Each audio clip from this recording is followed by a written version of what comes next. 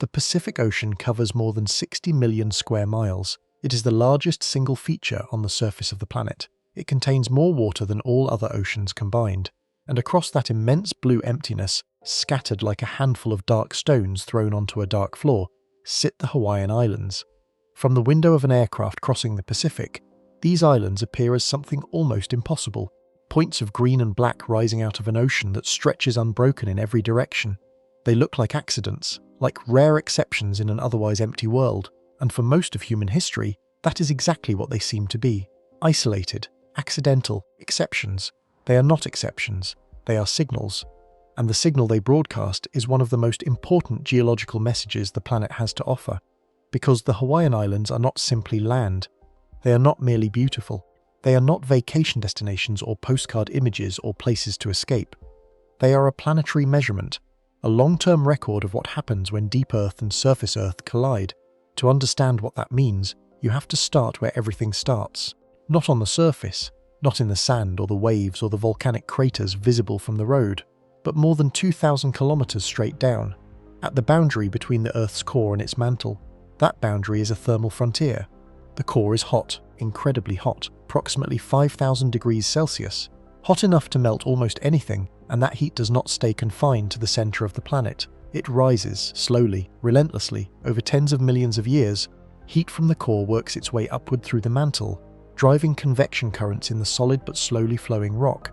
Most of that convection is diffuse, spread out across the entire mantle, but occasionally it organizes. Occasionally, a narrow column of unusually hot mantle rock begins to rise faster than the surrounding material. A thermal plume, a pipeline of heat connecting the deep Earth to the surface. The Hawaiian hotspot is one of those plumes. It has been rising for somewhere between 60 and 80 million years. It did not stop when it reached the base of the Pacific Plate. It pushed through, and when hot mantle rock rises close enough to the surface that the pressure drops sufficiently, it begins to melt. That melt is magma. And that magma, once formed, is less dense than the solid rock around it, so it rises further and further and further until it reaches the seafloor. That process has been happening in the same place beneath the Central Pacific for nearly all of the past 80 million years. The Pacific Plate, however, has not been stationary. It moves, slowly, at about the speed your fingernails grow, northwestward, so the plume continues to rise in the same fixed position in the mantle, but the plate above it keeps sliding past. The result is a chain, a long line of volcanic islands and submerged seamounts stretching more than 3,500 miles across the Pacific, each island older than the one before it as you move northwest, each one carried away from the plume like cargo on a slow conveyor belt. Kauai formed about 5 million years ago, Oahu about 3 million years ago, Maui about 1 million years ago, and the big island, the island of Hawaii itself, is the youngest, the one still sitting directly above the plume, the one still being built. The big island is not finished. It is not a completed object. It is a process, a construction site, a pile of lava that has been accumulating for less than 1 million years, and that will continue to accumulate for hundreds of thousands of years more. The island that exists today is only a snapshot, a frozen moment in an ongoing eruption. That is the first thing you have to hold in your mind. Hawaii is not a finished place. It is a place that happens to be in progress, and because it is in progress, because the plume keeps rising, and the magma keeps coming, and the island keeps growing, the big island is under constant geological stress. Not occasional stress, not periodic stress, constant stress. The stress that builds slowly and releases violently. The kind of stress that makes the ground move. To measure that stress, to understand how the island is responding to it, you have to look not at the surface but beneath it. The Earth's crust is not uniform in thickness. Beneath the oceans it is thin, 5 to 10 kilometers on average. A shell that seems thick by human standards, but that is, in planetary terms, no thicker than the skin of an apple. Beneath that crust lies the mantle, and between the crust and the mantle is a boundary that geologists call the Mohorovičić discontinuity. The moho, a chemical and mechanical transition where the composition of rock changes and where seismic waves change speed. The moho beneath the Hawaiian Islands is not flat. It is not a simple horizontal line separating crust from mantle. It is bent, warped, pushed downward by the weight of the volcanoes above it. That bending is measurable. Seismic waves generated by distant earthquakes travel through the planet and arrive at seismometers on the Hawaiian Islands slightly later than they would if the crust were flat. The delay is tiny, fractions of a second, but it is consistent and it tells a clear story. The crust beneath Hawaii is depressed, the mantle beneath the crust is displaced. The entire structure of the Earth's outer shell has been deformed by the sheer mass of the islands sitting on top of it. That deformation is called flexure. It is the same word you would use to describe a wooden shelf bowing under a heavy book, and it is the central mechanical fact of the Hawaiian Islands. The islands are heavy enough to bend the Earth.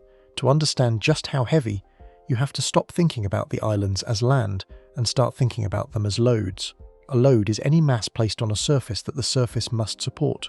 The Big Island is a load on the Pacific Plate, and the Pacific Plate is not infinitely rigid. It flexes, it bends, and that bending does not happen silently, it stores energy. Every cubic meter of rock that the hotspot adds to the island increases the load. Every new lava flow increases the weight, and as the weight increases, the plate bends a little more. The strain increases. The energy stored in the flexure grows. That stored energy eventually has to go somewhere. It cannot remain stored forever. The rock cannot bend infinitely. At some point, at some place, at some depth, the stress exceeds the strength of the rock, and the rock fails. It slips. It cracks. It releases the stored strain in a fraction of a second. That release is an earthquake. This is the mechanism that drives the deep earthquakes of Hawaii. Not magma, not volcanic pressure, not gas expanding, simple bending. The crust bends under load. The load increases. The bend deepens. The strain accumulates. And then in a moment, the rock adjusts. The earthquake is the adjustment. The earthquake is the planet saying that the load has become too much for the rock to hold in place. The earthquakes that come from this mechanism happen at depth, not near the surface where you might expect volcanic activity, deep, 15 to 30 kilometers down, far below the volcanoes themselves, far below the magma chambers, far below the shallow rumblings that visitors sometimes feel on the rim of Halemaumau. These are earthquakes of the foundation, earthquakes of the deep crust, earthquakes that tell you something about the structural integrity of the island itself, not about the latest eruption. And they are not rare. The deep crust beneath the Big Island is in constant slow motion. It bends, it adjusts, it releases strain in events large enough to be felt across the entire archipelago. The United States Geological Survey records dozens of earthquakes in this depth range every year. Most are too small to be felt by anyone not standing directly above them. But every few years, the strain accumulates enough that the release is substantial. Magnitude 5, magnitude 6, enough to move furniture, enough to crack walls, enough to remind everyone living on the island that the ground beneath them is not a fixed platform but a flexible shell supporting an enormous load. The deep flexural system is one of 3 distinct earthquake systems operating beneath the Hawaiian Islands. But it is not the only one, and to understand the full picture, you have to understand the others. You have to understand the flank system, you have to understand the detachment faults, and you have to understand what happens when an entire side of a volcano begins to slide. But before we move there, before we escalate, let the first system sit in your mind. The deep crust, the bending plate, the stored strain, the slow accumulation of energy that will inevitably someday release again. That is the foundation. That is the baseline. That is what the Big Island is built on. Not solid rock, not stable ground. A flexing, bending, straining shell carrying a load that has not stopped growing and will not stop growing for hundreds of thousands of years. The deep flexural system produces earthquakes that are substantial. Magnitude 6 earthquakes are not small events. They release energy equivalent to thousands of tons of TNT. They can be felt across distances of hundreds of miles. They can damage buildings. They can injure people. They can kill under the wrong conditions. A magnitude 6 earthquake in a densely populated region with vulnerable buildings is a disaster. But in Hawaii, magnitude 6 earthquakes are not the largest the island can produce. They are not even close. The island has produced earthquakes nearly 1,000 times more energetic, and those larger earthquakes come from a different system entirely. A system closer to the surface. A system with the potential to move the ocean itself. To understand the flank system, you have to understand how a shield volcano is built. A shield volcano is not a single solid block of rock. It is not a granite monolith. It is a pile. Layer after layer of lava flows, each one poured out over the previous one, cooled, hardened, and then covered by the next. The result is a mountain made of thousands of individual units, each unit bonded to the ones above and below it, but each unit also a separate event. A separate moment in geological time. That layered structure is strong in compression. You can stand on top of a shield volcano without worrying that it will collapse under your weight.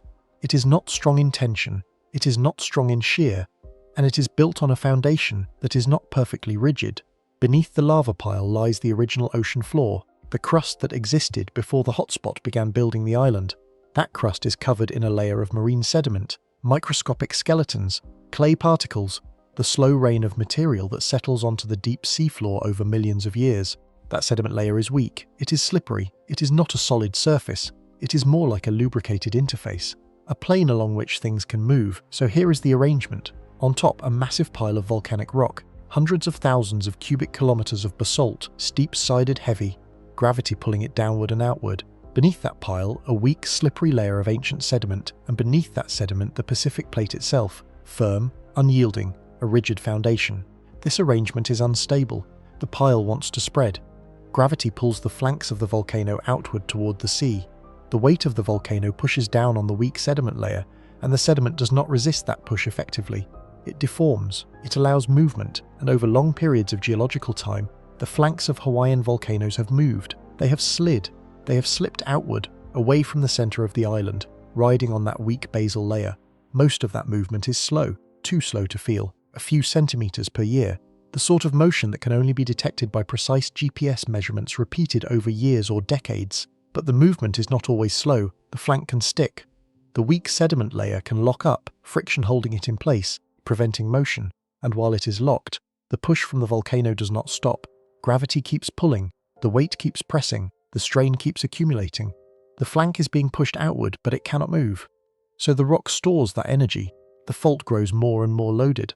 The surrounding rock bends and warps under the stress, and then at some point the lock fails, the friction gives way, the stuck patch of fault suddenly, violently unsticks, and the flank moves, not centimeters per year, meters per second. The entire side of the volcano lurches outward toward the ocean in a single catastrophic instant. That lurch is an earthquake, and because the fault is shallow, because it lies only 7 to 10 kilometers beneath the surface, the energy released arrives at the surface with far less attenuation than the deep flexural earthquakes. The same magnitude produces stronger shaking, much stronger shaking. A magnitude 6 flank earthquake shakes the ground more violently than a magnitude 6 deep flexural earthquake. It is closer. The energy has less rock to travel through. It does not spread out as much before it reaches your feet. The 2018 Kilauea eruption included a flank earthquake of magnitude 6.9. That is not a typo. 6.9, nearly 30 times more energetic than a magnitude 6, and it happened at a depth of only about 7 kilometers. The shaking was intense. The ground did not just roll, it slammed, it threw people off their feet, it toppled walls, it cracked roads. It was, by any measure, a major earthquake. But the magnitude 6.9 of 2018 was not the largest flank earthquake the island has produced. The historical record includes the 1868 Kaiu earthquake, estimated magnitude of approximately 7.9, nearly 1,000 times more energetic than the May 2026 flexural earthquake, 1,000 times. The 1868 earthquake did not just shake the island, it reshaped it. It triggered a destructive tsunami that struck the southern coast. It triggered massive landslides. It destroyed every stone building in the district of Kau. It remains the largest earthquake in Hawaii's recorded history. And it was a flank earthquake. The southern flank of the island gave way. The detachment fault slipped. The entire slope moved seaward, and the ocean moved with it. This is the escalation. The deep flexural system produces earthquakes that are substantial, but the flank system produces earthquakes that are, in their largest manifestations, catastrophic. Not merely damaging, catastrophic. Earthquakes that do not just break dishes but break the ground itself. Earthquakes that send waves across the Pacific. Earthquakes that change the coastline. The difference between these two systems is not just a matter of scale, it is a matter of mechanism.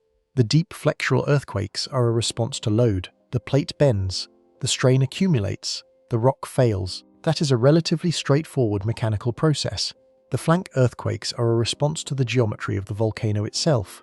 The steep sides, the weak basal layer, the constant push of gravity. They are not just the plate adjusting to weight. They are the volcano trying to slide off its foundation. And here is where the escalation becomes genuinely consequential. The deep flexural system is distributed. The bending of the plate affects a broad region. Strain accumulates in many places. The earthquakes that result happen at various points beneath and around the island. The flank system is concentrated. It operates along specific detachment faults beneath the southern flanks of Kilauea and Mauna Loa. Those faults are not theoretical. They have been mapped by seismic surveys. They have been measured by GPS. They are moving today, slowly. but moving the USGS Global Positioning System network on the Big Island records the motion of the south flank continuously, every day, every hour, every minute. The receivers show that the flank is moving seaward at a rate of approximately 6 to 10 centimeters per year. That is not a guess, that is a measurement.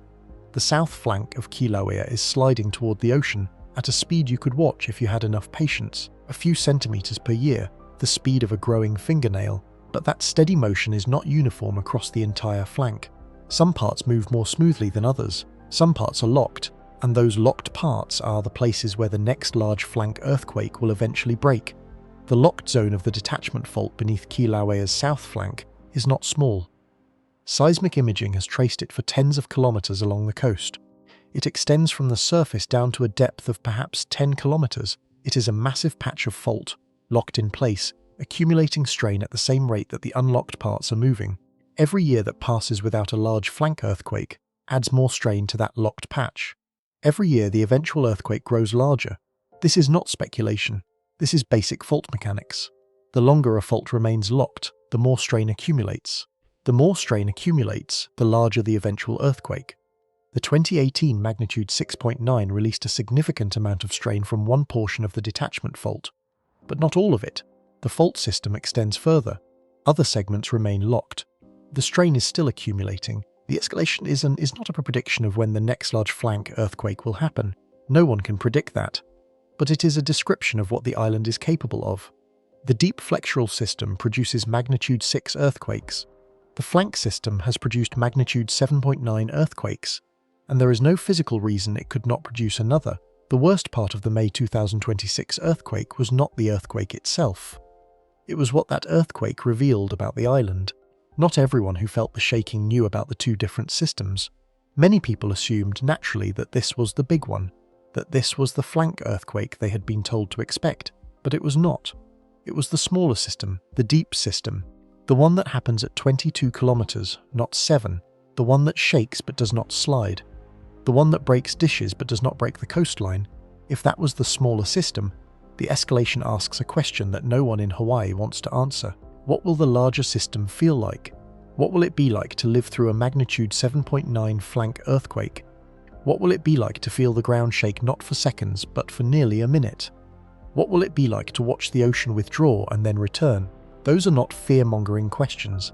They are questions of preparedness, and they are questions that the geological record and the historical record force us to ask. The island has done it before. The same physical forces that produced 1868 are still operating. The same hotspot is still adding weight. The same flank is still sliding. The same detachment fault is still locked. The same strain is still accumulating. The May 2026 earthquake was a signal, not the signal people thought it was. Not a warning that a flank earthquake was imminent, but a signal nonetheless. A reminder that the deep system exists and operates and produces felt earthquakes every few years. And a reminder that the flank system exists as well, separate, larger, and in its largest manifestations, capable of producing the most powerful earthquakes the United States has ever experienced on its own territory. The escalation is not a transition from safe to dangerous. The island was never safe in the way that word is usually meant. The escalation is a transition from one scale of understanding to another, from the local to the regional, from the deep to the shallow, from the flexural to the flank, from the earthquakes that break dishes to the earthquakes that break the ground itself. There is a problem. Not a problem with the science itself. The science is clear. The deep flexural system produces earthquakes. The flank system produces larger earthquakes. The hotspot continues to add mass. The plate continues to bend. The faults continue to accumulate strain. All of that is measured. All of that is observed. All of that is documented in peer-reviewed literature and public databases. The problem is not the data. The problem is what the data does not tell us. The problem is the gap between what we can measure and what we can predict. Between the long-term behavior of these systems and the short-term question that everyone wants answered: when will the next large earthquake happen? Seismology is a science of statistics, not a science of singular events. We can say with confidence that the Big Island will experience a magnitude 6 or larger earthquake every few years. We can say with confidence that it will experience a magnitude 7 or larger earthquake every few decades. We can say with confidence that the flank system will eventually produce another earthquake comparable to 1868. But we cannot say when. We cannot say next year or next century. We cannot say with enough precision to matter to anyone planning their week, their month, their year. That is not a failure of the science, it is a fundamental constraint of the physics.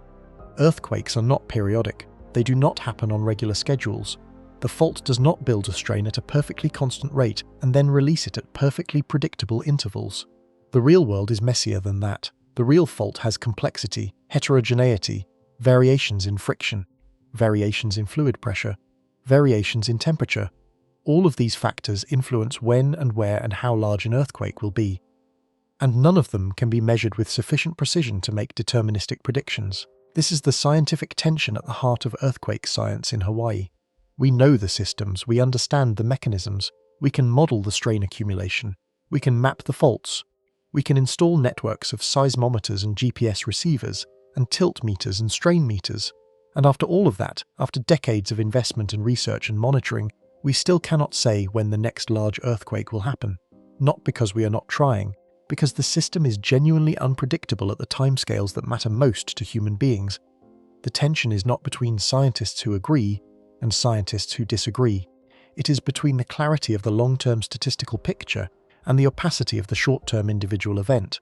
1 magnitude 6 earthquake every few years on average, but the average hides enormous variation.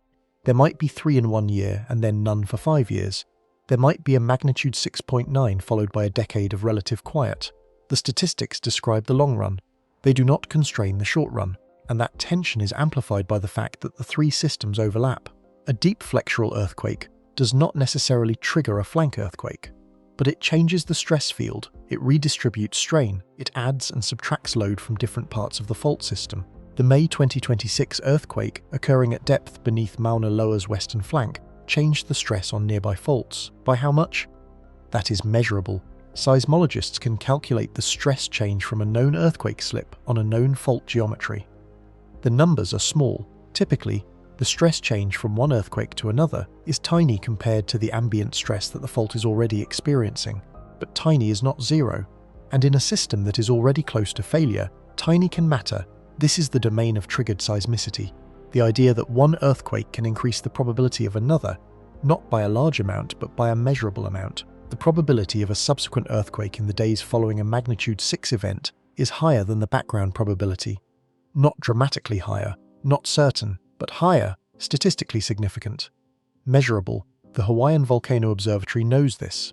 The scientists who staff the monitoring centers in Hilo and Honolulu know this. They watch the aftershocks sequences, they track the stress calculations, they monitor the GPS stations for signs of accelerated flank motion. And after the May 2026 earthquake, they did what they always do in such circumstances. They reviewed the data, they checked the instruments, they issued statements. They did not say that a flank earthquake was imminent. They did not say that the volcano would erupt. They said what the data showed. The earthquake was deep, it was flexural, it had no apparent effect on either Mauna Loa or Kilauea. The eruption forecast remained unchanged. That is responsible science. It is also unsatisfying. The public wants certainty. They want to know if the earthquake was a warning. They want to know if they should leave their homes. They want to know if the shaking will return, and science cannot give them those answers. Not because the answers are being withheld, because the answers do not exist. The scientific tension is not a tension between competing theories. It is a tension between what people need and what the Earth allows us to know. Between the human desire for prediction and the fundamental unpredictability of complex systems. Between the clarity of the long-term statistical picture and the irreducible uncertainty of the next event. This tension has practical consequences. It shapes how monitoring networks are designed. It shapes how warnings are issued. It shapes how the public perceives the credibility of scientific institutions. When scientists say they cannot predict earthquakes, some people hear that as a confession of incompetence. It is not. It is a statement about the physics of brittle failure in heterogeneous rock under slowly varying stress. The best seismologists in the world cannot predict earthquakes because no one can predict earthquakes. The problem is not insufficient data or insufficient computing power. The problem is that the system is chaotic in the mathematical sense. Small uncertainties in initial conditions grow exponentially. The state of the fault today, even if it could be measured perfectly, would not be sufficient to predict its state tomorrow. That is the honest truth, and it is a truth that the Earth signal documentary format is designed to hold without flinching. The science is clear about what it knows. and clear about what it does not know. The deep flexural system is well understood. The flank system is well understood. The statistics of earthquake occurrence are well understood. But the next earthquake, the specific one, the one that will happen on a specific day at a specific time with a specific magnitude, cannot be predicted, not yet, probably not ever. The tension is not going to be resolved.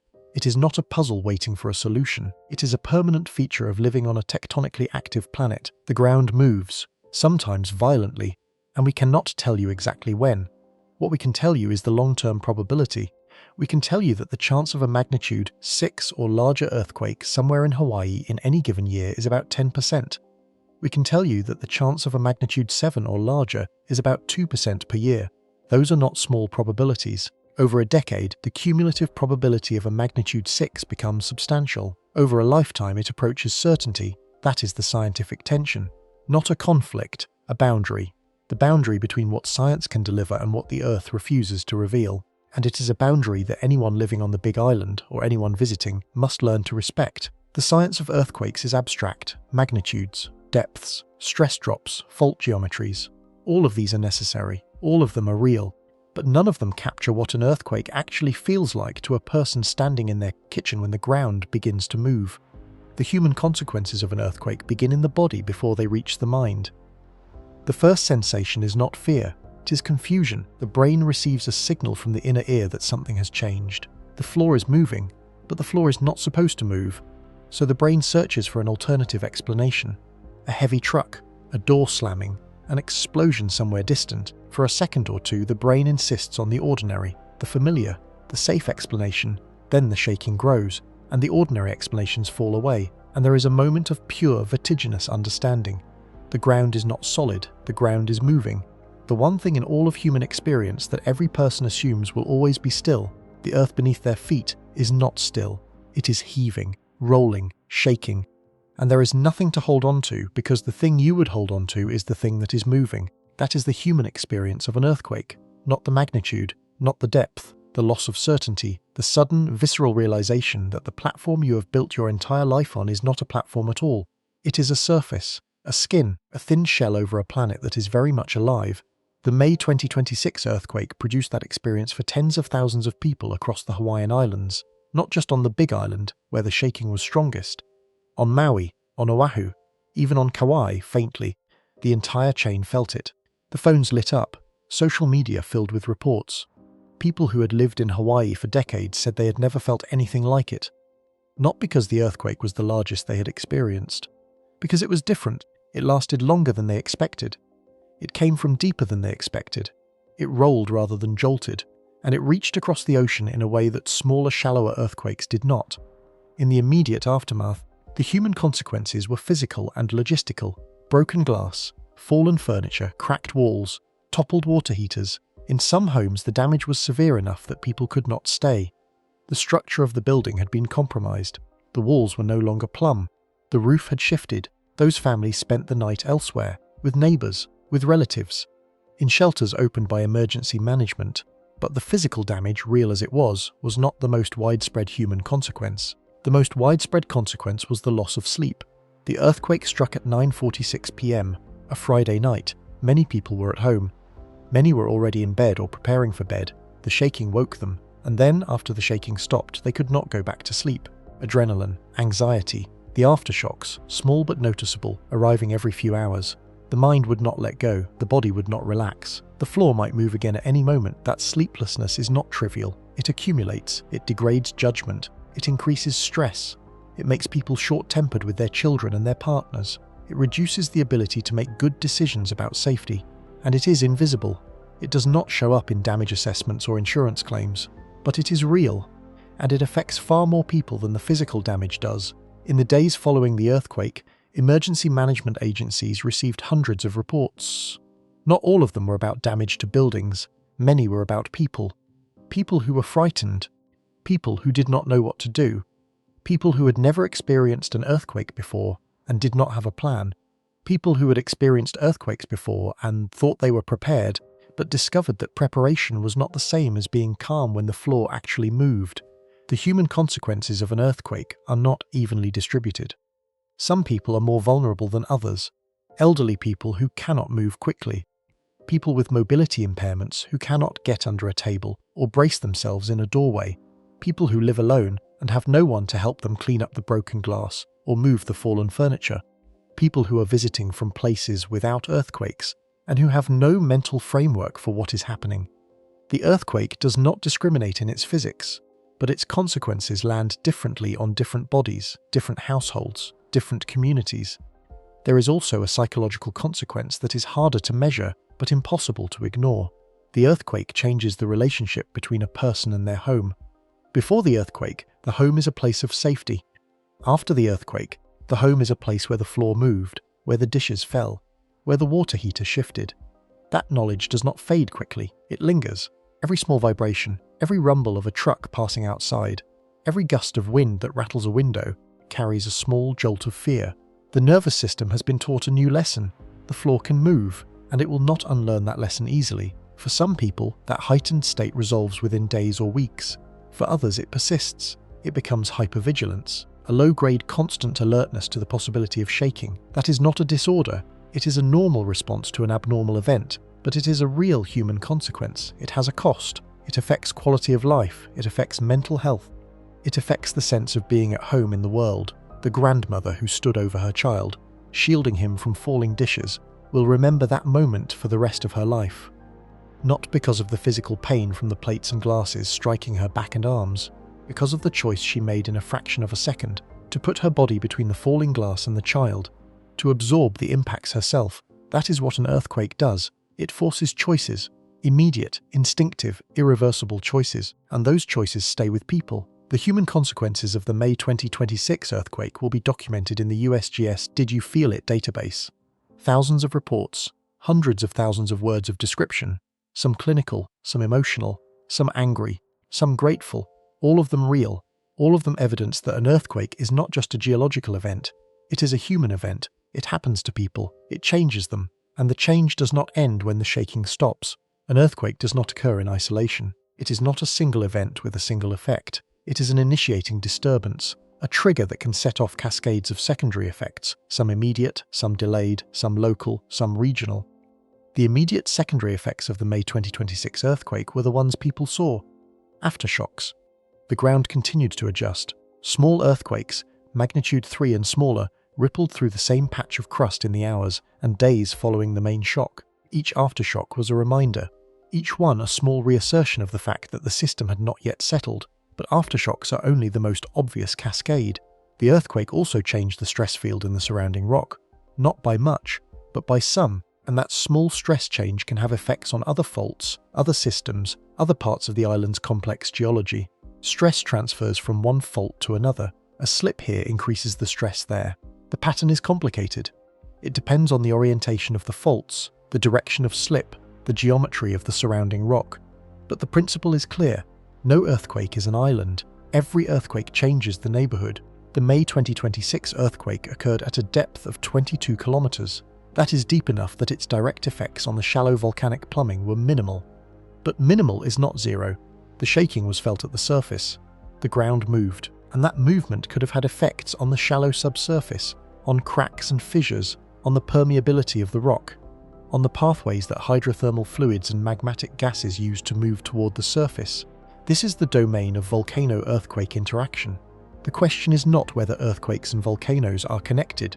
They are. The question is how, and under what conditions, and with what magnitude of effect. The scientific literature on this subject is extensive. There are documented cases of earthquakes triggering volcanic unrest. There are documented cases of earthquakes having no discernible effect on nearby volcanoes. The difference depends on the state of the volcano before the earthquake. If the volcano is already close to an eruption, already pressurized, already unstable, then a passing seismic wave can be the final push. If the volcano is quiescent, deeply dormant, the same seismic wave passes through without noticeable effect. Kilauea in May 2026 was not quiescent. It was actively erupting. Magma was rising. The summit was inflating. The next eruptive episode was forecast to begin within days. The volcano was, in the technical language of volcanology, primed. It was ready to erupt. It was going to erupt with or without the earthquake. That is the key to understanding the cascade that did not happen. The earthquake did not trigger the eruption because the eruption was already coming. The volcano was already on its own timeline. The earthquake passed through a system that was already at the threshold of an event. And the event happened anyway, on its own schedule, unaffected by the passing seismic waves. The Hawaiian Volcano Observatory's statement that the earthquake had no apparent effect on either Mauna Loa or Kilauea is not a dismissal. It is a measurement. The instruments that monitor the volcanoes, the seismometers, the tilt meters, the GPS stations, the gas sensors, showed no change in behavior following the earthquake. The inflation continued at the same rate. The seismicity continued at the same background level. The gas emissions remained steady. The earthquake passed through the system, and the system did not respond. That is an important scientific result. It tells us something about the state of Kilauea in May 2026. It tells us that the volcano was not poised so precariously that a magnitude 6 earthquake could trigger a change. It tells us that the margin of stability was larger than the perturbation. That is not always true. In other times, in other volcanic systems, earthquakes have triggered changes, but not this time, not here, not now. The cascading effects that did occur were smaller, more subtle. They affected the hydrothermal system, the circulation of hot water through the fractured rock beneath the island. Earthquakes can open and close fractures. They can change the permeability of the rock. They can alter the pathways that hot water follows. Those changes can be measured. Small changes in the chemistry of hot springs. Small changes in the output of volcanic gas. Nothing dramatic, nothing dangerous, but measurable. And the cascading effects extended beyond the geological. The earthquake triggered a human cascade. Emergency management agencies activated. Schools closed for inspection. Roads were checked for damage. Utilities inspected their infrastructure, water lines, power lines, communications cables. All of it had to be checked. All of it required time and money and personnel. The economic cascade is real. Businesses lost revenue. Hotels had to reassure guests. The tourism industry, the backbone of the Hawaiian economy, felt the earthquake not as a physical event, but as a reputational event.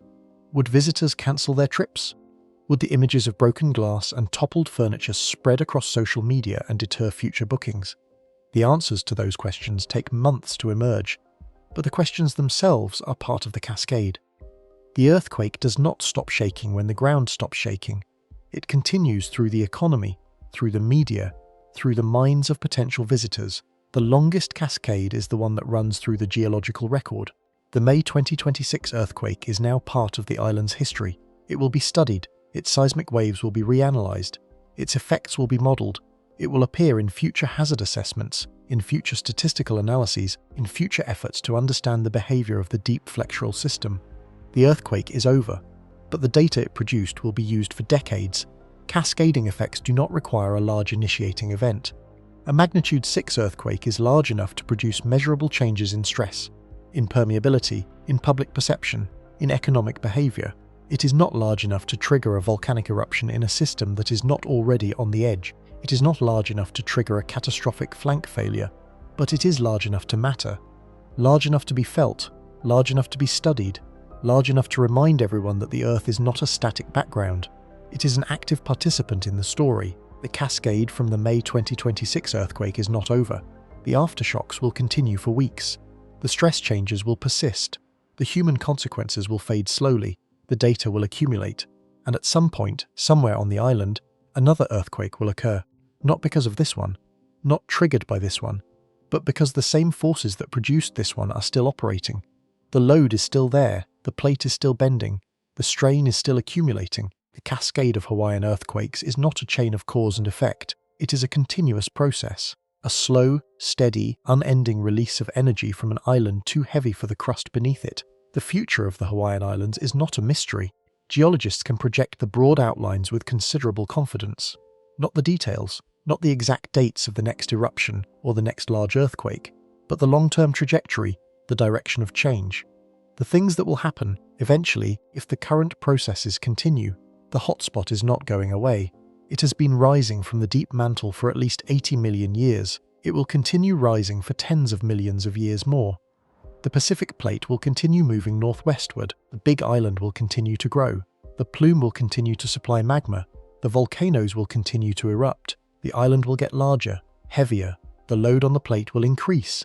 That is the first projection. The island will grow. Not quickly on human timescales, but steadily, measurably. The current eruption at Kilauea adds new rock to the island every day. The lava flows that reach the ocean build new land, the coastline advances, the island expands, the volume increases, the weight increases, the bending of the plate becomes more pronounced. That increasing weight has consequences for the deep flexural earthquake system. More weight means more bending means more strain means more earthquakes. The relationship is not strictly linear. The plate can adjust in ways that distribute the strain more broadly, but the long-term trend is clear. As the island grows, the deep crust beneath it will experience more stress. The frequency of deep flexural earthquakes may increase, their size may increase. The system is not static, it is evolving. The second projection concerns the flank system. The south flank of Kilauea is moving seaward at a rate of several centimeters per year. That motion is not going to stop. The volcano will continue to spread. The detachment fault will continue to accumulate strain. The locked patches will eventually break. The flank earthquakes will continue to occur. The largest ones, the magnitude 7 and larger events, are rare, but they are not going away. The island will produce another large flank earthquake, not if. When the timing of that when is the great uncertainty. The statistical models say that a magnitude 7 or larger flank earthquake has a probability of approximately 2% per year. That is not a prediction, it is a statistical description of the observed rate over the past 2 centuries. The future could be different, the rate could change. The system could enter a period of higher activity or lower activity. But given what we know about the long-term behavior of the flank system, the most reasonable projection is that the historical rate will continue. A magnitude 7 earthquake roughly every 50 years on average. A magnitude 7.9 earthquake roughly every few centuries on average. The third projection is the one that concerns the people who live on the islands. The population of Hawaii is growing, not rapidly by global standards, but steadily. More people, more homes, more infrastructure, more roads, more water lines, more power plants, more communications cables, more things that can break in an earthquake, more people who can be injured or killed. That growth in exposure is the most consequential variable in future earthquake risk. An earthquake of a given magnitude does a fixed amount of physical damage to the natural landscape. The shaking is the shaking, but the human cost of that shaking depends entirely on what is sitting on top of the ground when it moves. More buildings mean more damage, more people mean more casualties. The hazard is not just the earthquake, it is the intersection of the earthquake with human settlement. The future projections for earthquake risk in Hawaii are therefore not just geological, they are demographic, they are economic, they are political. How will the islands develop? Where will new homes be built? How will building codes evolve? Will older buildings be retrofitted to withstand shaking? Will critical infrastructure be hardened? Will early warning systems be deployed and maintained? Those are not questions for geologists. They are questions for communities, for governments, for voters. The science can tell you what the shaking will be like. It can tell you where the strongest shaking will occur. It can tell you what the probability is of an earthquake of a given size. It cannot tell you how much damage that earthquake will cause, because the damage depends on decisions that have not yet been made. This is the central challenge of earthquake risk communication. The future is not fixed, it is contingent. The same earthquake could cause modest damage in a well-prepared community or catastrophic damage in a poorly prepared one. The difference is not in the earthquake. It is in the choices made before the earthquake arrives. The most important future projection is the one that comes with the most uncertainty. Climate change is affecting the Hawaiian Islands. Sea level is rising. Storms are becoming more intense. Rainfall patterns are shifting. Those changes interact with earthquake hazard in ways that are only beginning to be studied. A future earthquake that occurs during a hurricane or during a period of extreme rainfall could trigger landslides and flooding on a scale that neither hazard would produce alone. The cascading effects could be far worse than the sum of the individual hazards. The scientific community is only beginning to grapple with these compound hazards. The research is new, the models are incomplete, but the direction of the projection is clear. The future of hazard in Hawaii will not be determined by earthquakes alone, or volcanoes alone, or storms alone, or sea level rise alone. It will be determined by the intersection of all of these. The overlapping of multiple processes, the compounding of multiple risks. The May 2026 earthquake was a single event, a deep flexural earthquake of magnitude 6.0. It was not the worst the island can do. It was not a flank earthquake. It was not a great earthquake. It did not trigger a tsunami. It did not trigger an eruption. It was, in the long history of the island, a moderate event, a reminder, a signal.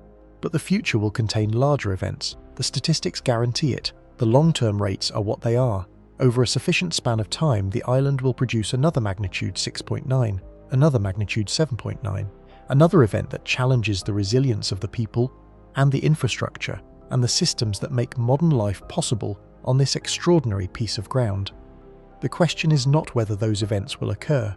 The question is whether the future Hawaii is ready for them. Whether the choices made today will reduce the damage or fail to reduce it. Whether the lessons of May 2026, a moderate event that caused no deaths and only moderate damage, will be learned and applied, or whether they will be forgotten until the next earthquake, the larger one, the one that does not ask if you are ready. The Hawaiian Islands are beautiful. That is not a contradiction. It is not an illusion. The beauty is real. The beaches are real, the turquoise bays, the palm trees, the sunsets, the flowers, all real. All as lovely as any postcard or travel brochure has ever suggested. But the beauty is not the whole truth. It is not even the most important truth. The most important truth is the one that lies beneath the beauty, the one that the postcards do not show, the one that the travel brochures cannot mention without defeating their purpose. The truth is that the Hawaiian Islands are a weight, a massive, concentrated, still growing weight sitting on the thin, flexible skin of the planet, and the planet is bending under that weight. The bending is not a metaphor, it is a measurement. Seismic waves travel more slowly through the depressed crust beneath the islands. Gravity measurements show a deficit of mass beneath the seafloor surrounding the chain. The seafloor itself is warped into a broad depression, a flexural moat that circles the islands like the trough around a heavy ship. The islands are not sitting on the planet, they are sinking into it, slowly, over millions of years. But measurably, that sinking is the source of the deep flexural earthquakes. The earthquakes of weight, the earthquakes of load, the earthquakes that happen not because magma is moving, or because the flank is sliding, but because the crust is simply trying to support a burden that exceeds its strength. The May 2026 earthquake was one of those, a release of strain that had accumulated over centuries, a small adjustment in the long, slow process of the planet accommodating the load placed upon it. The flank earthquakes are a different expression of the same underlying condition. The weight does not just bend the crust, it also drives the flanks of the volcanoes outward. Gravity pulls the heavy slopes toward the sea. The weak sediment layer at the base of the volcanic pile allows that movement. The flank slides, the detachment fault slips, the ground shakes.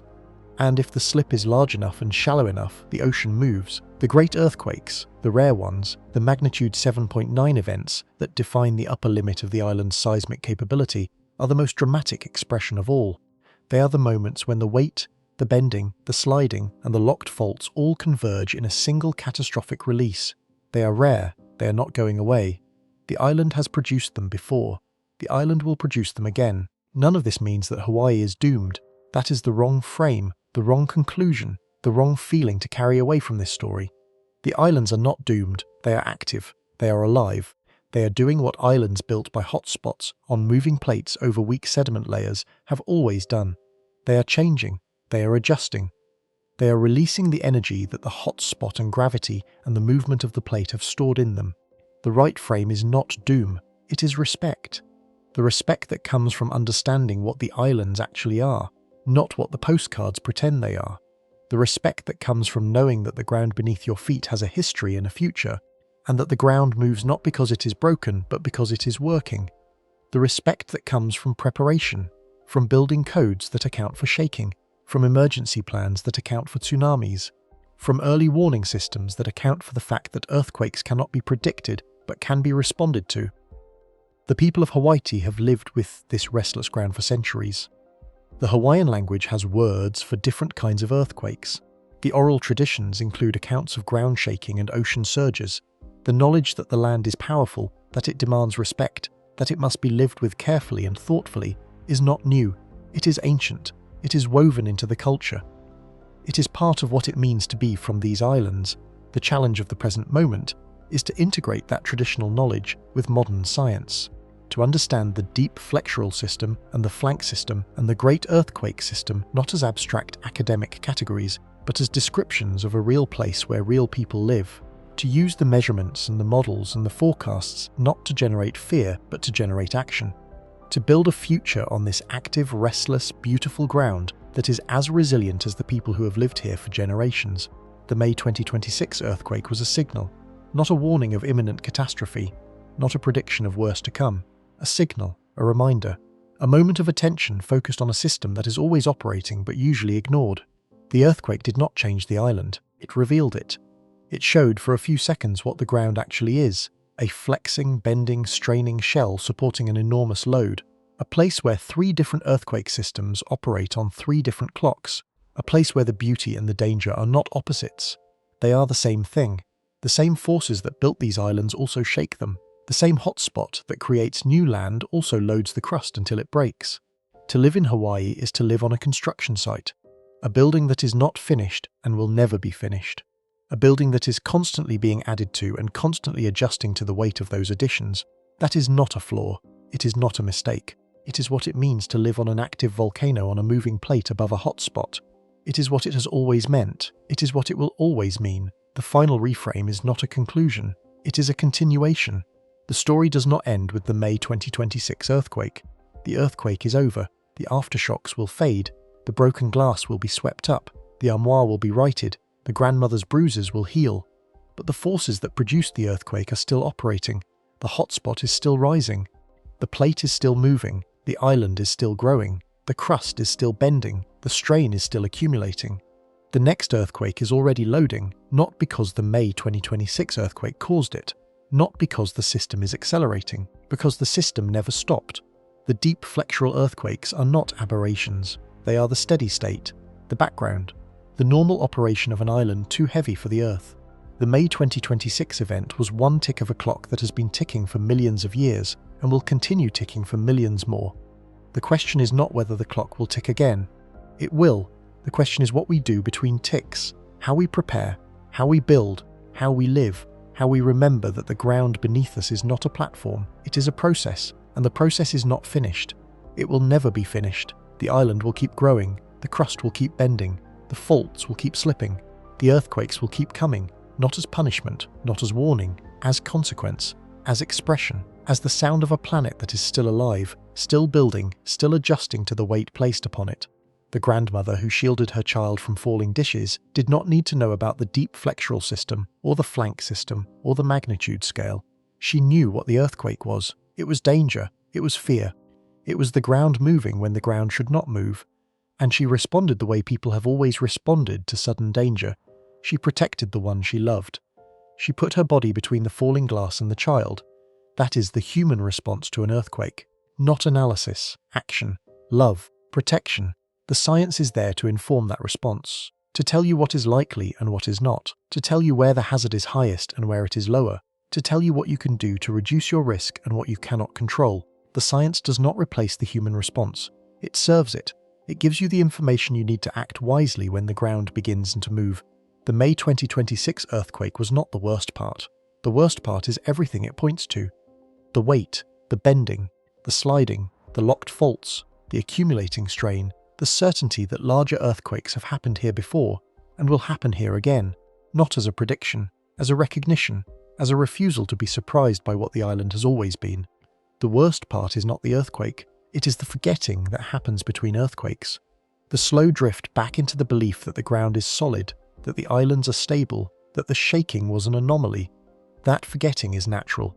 The mind does not want to live in a state of constant alert, but the forgetting is also dangerous. It leads to complacency, to building in hazardous areas, to failing to retrofit old buildings, to neglecting early warning systems, to assuming that the next earthquake will be no worse than the last one. The worst part is not the shaking.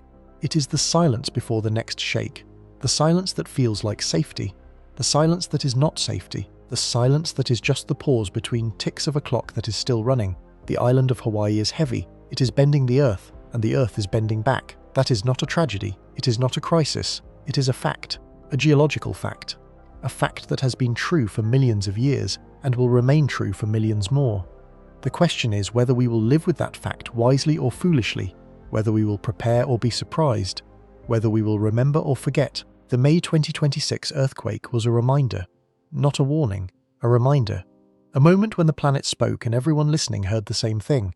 The ground is not solid, the islands are not finished. The weight is still there, and the earth is still bending under the load,